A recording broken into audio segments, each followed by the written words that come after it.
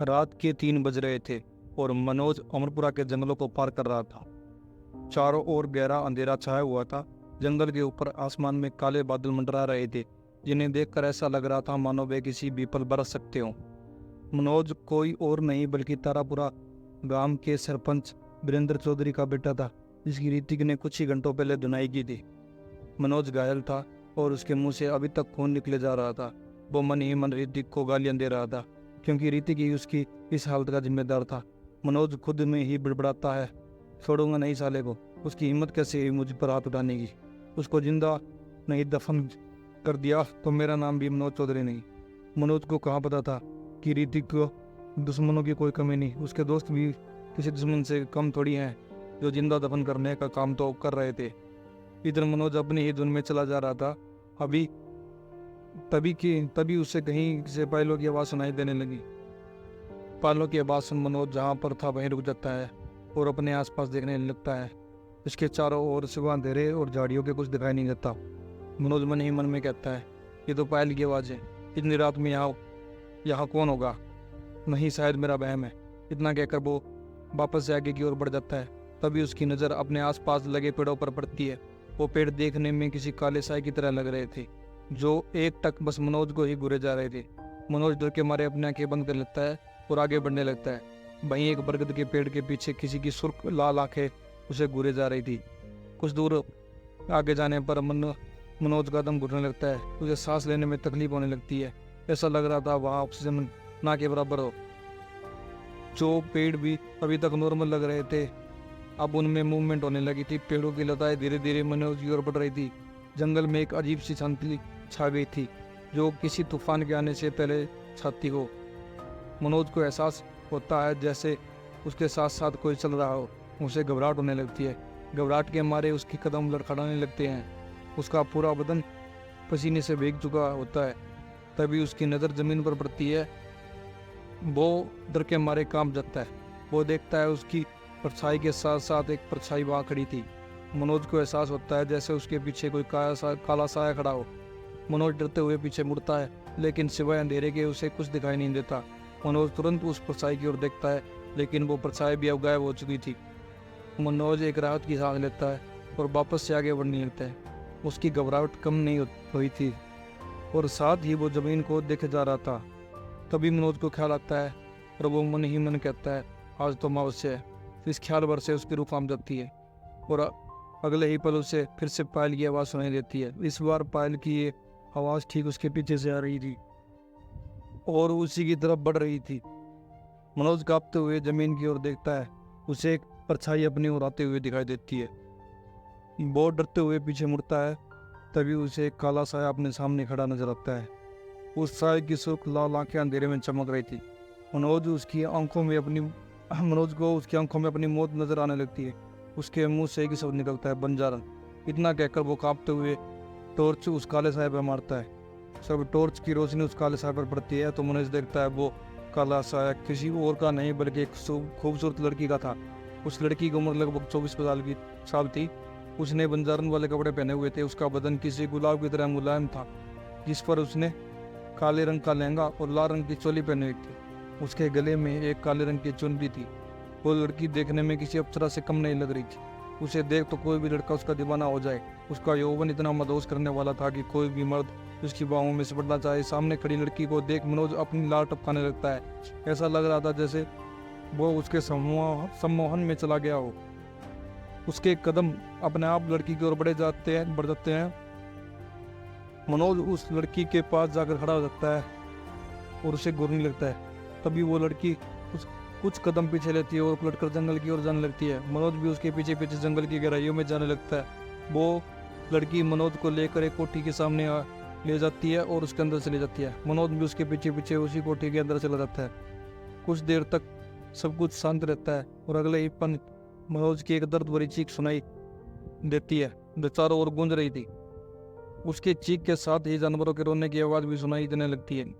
सुबह के 7 बज रहे थे। हवेली में ठाकुर साहब हॉल में बैठे हुए थे और पास ही में मोहन और दोनों लड़कियां खड़ी हुई थी। शालिनी ने कल रात वाला किस्सा ठाकुर साहब को बता दिया और साथ ही में ये भी कि कैसे ऋतिक ने उसकी जान बचाई। शालिनी की बात सुन ठाकुर साहब का चेहरा गुस्से से लाल हो गया था और उसके चेहरे पर गुस्सा साफ दिखाई दे रहा था। ठाकुर साहब गुस्से के साथ मोहन से कहते हैं,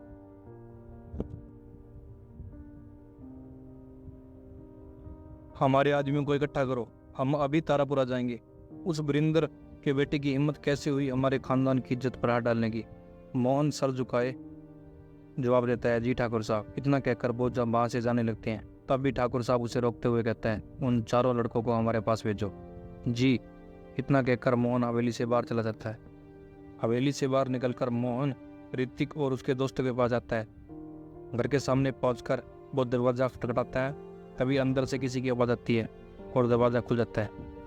रोमियो बाहर आता है और मोहन को देखकर उससे पूछता है, क्या बात है मोहन भाई, इतनी सुबह सुबह यहाँ? मोहन कहता है, हाँ वो तुम्हें ठाकुर साहब ने बुलाया। ये ठाकुर साहब भी आए दिन हमें बुलाने लगते हैं, कोई काम धंधा नहीं है क्या इनके पास? ये तो वही जाने तुम चारों को बुलाया है। ठीक है, थोड़ी देर में आते हैं। इतना कहकर रोमियो वापस घर के अंदर चला जाता है और मोहन किसी से फ़ोन पर बात करने लगता है। घर के अंदर आकर रोमियो अमर से कहता है, हम लोगों को ठाकुर साहब ने बुलाया। क्यों? अमर पूछता है। अमर की बात सुन रोमियो बंदे उसकाता है। अमर आगे कहता है, ऋतिक को उठ जाने दो, उसके बाद हम हवेली चलते हैं। ये कुकरड़ की औलाद अभी तक सो रहा है, रुक अभी से उठाता हूँ। करण मना करते हुए रोमियो से कहता है, सोने दे बेचारे को, क्यों परेशान कर रहा है? और रोमियो चिढ़ते हुए करण से कहता है, क्या बेचारा कल रात की मार भूल गया? कैसे ये हम दोनों को मार रहा था? करण रोमियो को समझाते हुए कहता है, वो बस एक गलतफहमी थी और कुछ नहीं। कहाँ तू इन सब बातों को लेकर बैठा है? खर रात तूने देखा था ना रीति कितना घबराया वो लग रहा था। अभी से आराम करने दे, इसकी दिमागी हालत ठीक नहीं। ठीक है, अब ज़्यादा उसकी तरफदारी मत कर। रोमियो मुँह बनाते हुए कहता है और बस वो चुप हो जाता है। कुछ देर में रीति की नींद भी खुल जाती है और वो अंगड़ाई लेते हुए उठता है और तीनों को अपनी ओर घूरता हुआ देख उनसे कहता है, तुम लोगों को क्या हुआ? अमर कहता है, हमें क्या होगा, हम तो तेरे उठने का इंतजार कर रहे थे। क्यों, मुझसे कोई काम था? नहीं, काम हमें नहीं ठाकुर साहब को था, उन्होंने हवेली पे बुलाया। अमर की बात सुन ऋतिक के चेहरे पर चमक जाती है। पूछे तो बहाना मिल गया था चांदनी को देखने का। हाँ तो चलो, देर क्यों कर रहे हो? ऋतिक की बात सुन रोमियो चिढ़ते हुए कहता है, साले खुद तो सुबह से सो रहा है और हमें कह रहा है कि देर कर रहे हो। रोमियो की बात सुन ऋतिक घड़ी पर टाइम देखता है और जवाब देता है, वो बस गहरी नींद लग गई थी इसी वजह से। करण ऋतिक से कहता है, ठीक है तू जल्दी कर, जाकर तैयार हो जा, हम बाहर तेरा इंतजार कर रहे हैं। ठीक है, इतना कहकर ऋतिक तैयार होने चला जाता है। उसके बाद वे लोग हवेली की ओर चले जाते हैं। कुछ ही देर में हवेली पहुंच जाते हैं। हवेली के सामने 40-50 लोग इकट्ठा थे। भीड़ को देख ऋतिक काफ़ी हैरान होता है और पूछता है, ये भीड़ क्यों जमा है? ऋतिक अपने आसपास देखते हुए कहता है, पता नहीं, शायद कोई भंडारा चल रहा होगा, तभी तो इतनी भीड़ जमा है। बात करते करते वे हवेली के अंदर से जाती हैं जहाँ ठाकुर साहब और वहाँ खड़े कुछ लोगों से बात कर रहे थे। उन लोगों को देखते ही ठाकुर साहब उनके पास आते हैं और कहते हैं, आ गए तुम लोग? जी, रीति कहता है। उसके बाद ठाकुर साहब उन लोगों को लेकर कमरे में चला जाता है जहाँ शालिनी और चांदनी पहले से मौजूद थी। चांदनी की नजर पड़ते ही ऋतिक खुश हो जाता है। ऋतिक पर नजर पड़ते चांदनी भी अपना सिर झुका लेती है और शर्माने लग जाती है। इधर कमरे में आ जाने के बाद ठाकुर साहब हाथ जोड़ते हुए ऋतिक से कहते हैं, तुम्हारा बहुत बहुत शुक्रिया हमारी इज्जत बचाने के लिए। अगर तुम नहीं होते तो आज पता नहीं क्या होता।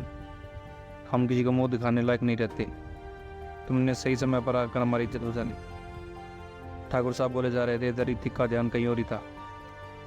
ऋतिक की हरकत ही देख शालिनी उसे इशारा करती है और वो बुरा सा मुंह बना लेता है। वो अपने ख्यालों से बाहर आता है। तभी उसकी नज़र ठाकुर साहब पर पड़ती है और वो हैरान हो जाता है।